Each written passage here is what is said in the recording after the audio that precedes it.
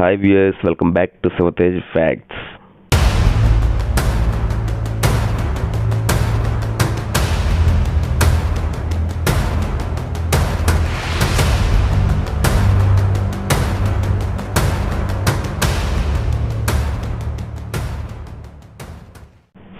కిడ్నీలను దెబ్బతీస్తున్న 4 కాఫ్ సిరప్లు.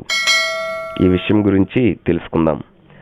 హర్యానాకు చెందిన ఒక మందుల కంపెనీ తయారు చేసిన కాఫ్ సిరప్లు పిల్లల కిడ్నీలను దెబ్బతీస్తున్నాయని గత నెల చివరిలో ప్రపంచ ఆరోగ్య సంస్థ చేసిన హెచ్చరికతో భారత ప్రభుత్వం అప్రమత్తమైంది. హర్యానాలోని సోనెపేట్కు చెందిన Maiden Pharmaceuticals Limited company promethazine oral solution, Kofexmalin baby cough syrup, Makoff baby cough syrup, Magrip n cold syrup అనే పేర్లతో రూపొందించిన 4 దగ్గు సిరప్లు వాడి ఆఫ్రికా దేశమైన గాంబియాలో 66 మంది చిన్నారులు మృతి చెందారని సెప్టెంబర్ 29న WHO వెల్లడించింది. ఇవి పిల్లల మూత్రపిండాలను దెబ్బతీసి వారి మరణాలకు కారణమయ్యాయని WHO director general Tedros Adhanom Ghebreyesus తెలిపారు.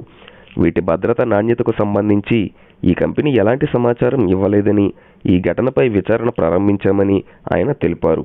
అయితే ఇతర దేశాలకు కూడా వీటిని ఎగుమతి చేసినందున అన్ని దేశాలు ఈ 4 సిరప్లను ప్రజలు వాడకుండా చర్యలు తీసుకోవాలని సూచించారు. దీనిపై భారత డ్రగ్స్ కంట్రోలర్ జనరల్ను అప్రమత్తం చేశారు.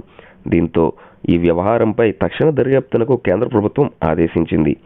ఈ ఘటనకు సంబంధించిన పూర్తి వివరాల కోసం ఎదురుచూస్తున్నామని, WHO నుంచి సమాచారం రాగానే దర్యాప్తు తీవ్రతరం చేస్తామని అధికారులు తెలిపారు.